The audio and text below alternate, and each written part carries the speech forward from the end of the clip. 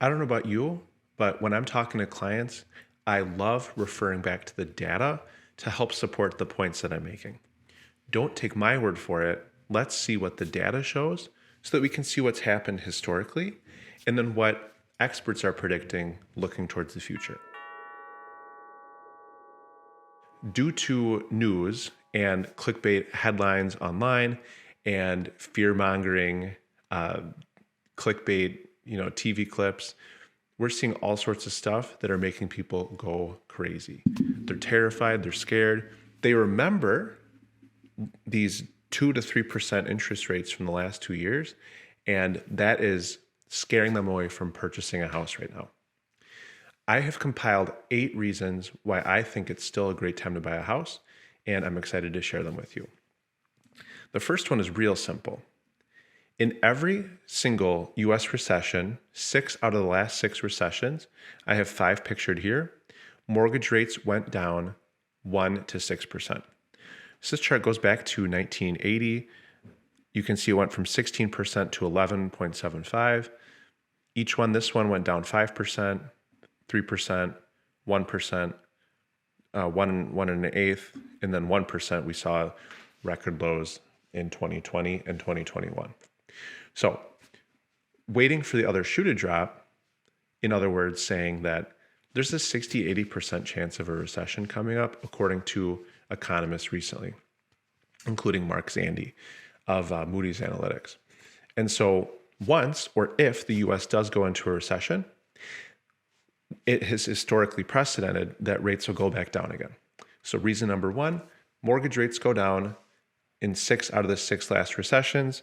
It is quite reasonable to believe that would happen again. Second reason, supply and demand.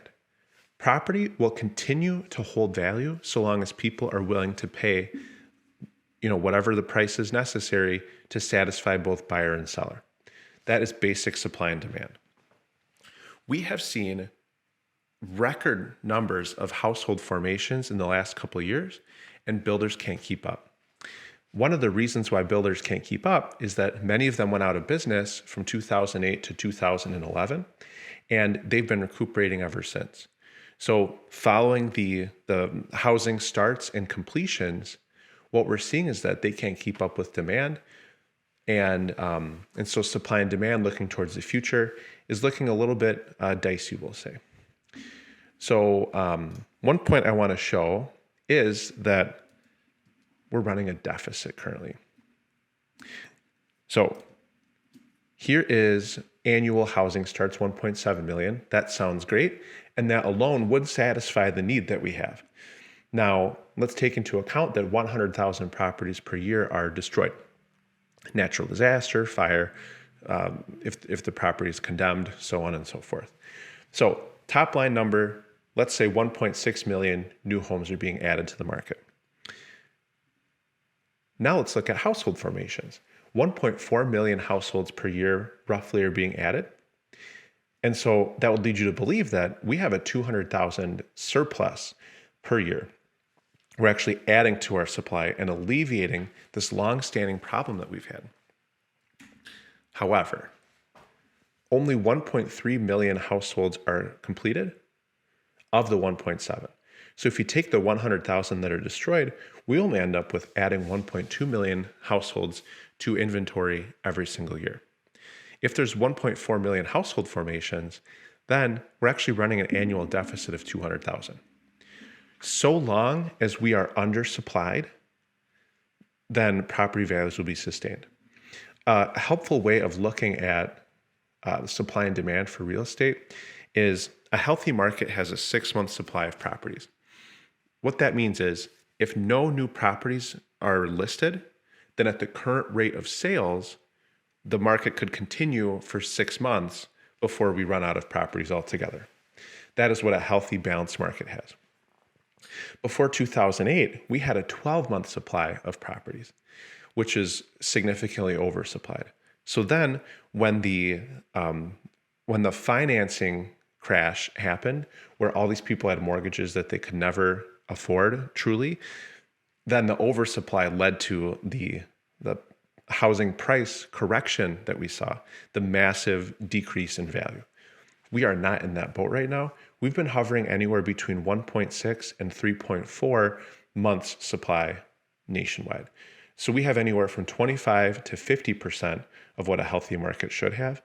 And according to this chart, seeing as that we're running a deficit every year, that problem isn't going away anytime soon. So the takeaway from this is we will have strong demand to support property value into the future. So point number 2, supply and demand will support property value for at the least the next 3 to 5 years. Here's the third point. CoreLogic, who one of their specialties is aggregating data that is used by multiple industries, including housing. So this is from CoreLogic.com. Currently, we've experienced a 13.5% year-over-year appreciation. This is measured through August of 2022. The forecast going to next August of 2023 is 3.2% appreciation. Yes, that's significantly lower. That's a deceleration of this rapid trajectory of property value increase, but it's still really strong. So we see this deceleration of property value increase, but it's still strong. So for a typical Milwaukee property, let's say it's worth currently $300,000. That's a little over a $9,000 property value increase over the next year. Numbers like that support the wealth building power that real estate has, where, occasionally the rent monthly amount can be pretty close to what your equivalent mortgage payment would be. But what you're missing out on is mortgage amortization. You're paying down your mortgage balance, and then also property appreciation. Even in this crazy time where inflation is through the roof, a respected data aggregator is still predicting a 3.2% increase over the next year. Now that buyer demand is softening, there are buyers that are hitting the pause button, either because that new monthly payment, they literally cannot afford it, or because they're afraid and they're holding back. They're hoping for, greener pastures ahead. And so because of buyer demand softening, sellers are more willing to work out a deal, where properties are sitting anywhere from 3 to 7 days, occasionally a couple weeks, depending on the property and location. As a result, sellers are more willing to work out a deal with buyers where you can even negotiate in special terms. So here is point number 4, easier negotiations. 6 to 12 months ago, it would be a bidding war. We were seeing $20,000 to $50,000 being offered over the list price, even up to $100,000 in the greater Milwaukee area over the last 12 months. It has totally flipped the other way. People are getting properties at list price or even a little bit under. Then you can also negotiate special terms. So to recap, in every recession of the last 6, rates have gone down 1 to 6%. Supply and demand. Continued demand and running a deficit in supply will continue to support house value. 3, appreciation. It is predicted that properties will continue to appreciate even over the next year. And this is supported by that supply and demand data. 4, easier negotiations. It is much easier to get a deal on a property. Sellers will be even willing to cover your closing costs or do something called a 2-1 buy down. This is reason number 5. The seller can give you a credit towards lowering your interest rate by 2% the first year and 1% the second year. Here's how the math shakes out. On a $380,000 loan amount, we're seeing rates in the low 7s. So let's just use 7.25 for placeholder. Rates are changing daily. This is a 2-1 buy down. So normally, if your monthly principal and interest payment would be $3,120, that first year would drop down to $2,626. And this is including a monthly tax and insurance payment. So this could be what an actual Milwaukee area principal and interest payment looks like. Let's put this another way. The seller can lower your monthly payment the first year by $493 in this scenario, and year 2 by $252 per month.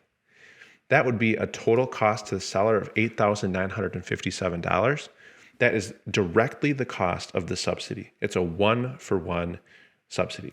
There isn't we're not pocketing a portion of that. In other words, it's a direct A to B subsidy. What this means is you can have, March of 2022 monthly payments based on a rate effectively of 5.25%, but get a deal in the present because sellers are more willing to wheel and deal with you.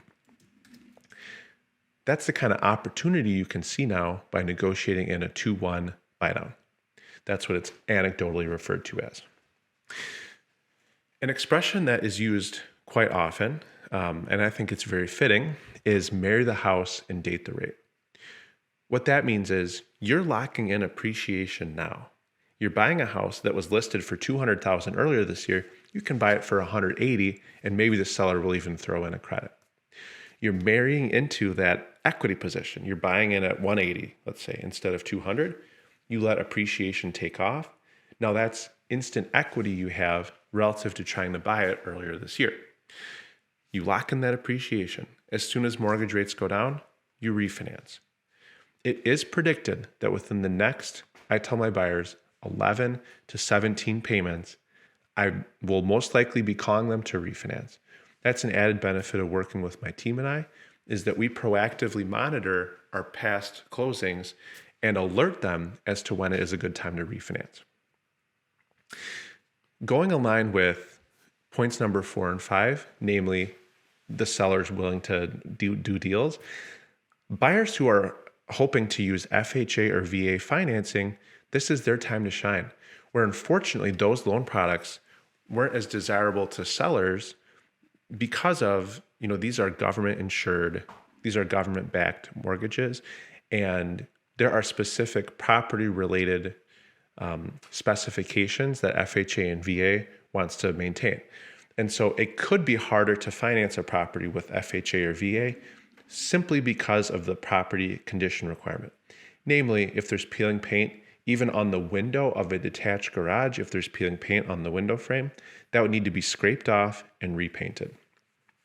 That's a hassle that the sellers could technically avoid by accepting a conventional offer or a cash offer in a much more competitive market.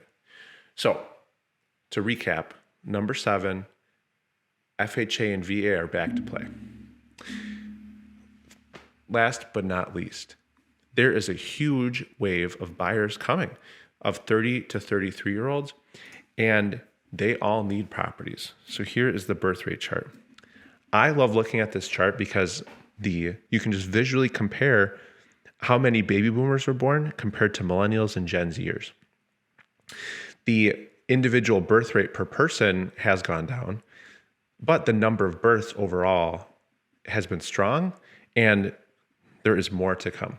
What this means is there are all these new households entering the market, and baby boomers refinanced to 2 to 3% interest rates, which feels like a negative interest rate compared to where we're at now, right? So baby boomers are disincentivized from moving.